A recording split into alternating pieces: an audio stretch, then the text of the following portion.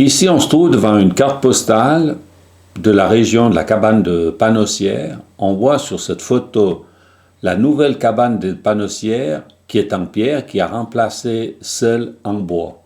On remarque aussi la hauteur du glacier. Le glacier est pratiquement à la hauteur de la moraine.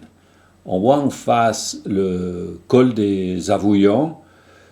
Cette carte postale doit dater des années 30-40. Sur cette photo, la cabane de Panossières, cabane en pierre, qui est la 4e cabane. La première était un refuge sous un rocher.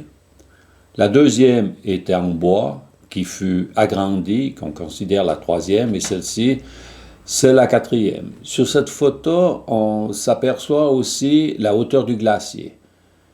La hauteur du glacier, ce qui permettait aux gens de passer de la région de Seri sur la région de Panossières. Le col des Avouillons était accessible et c'était très facile pour traverser le glacier, ce que actuellement il n'est plus possible vu l'état du glacier.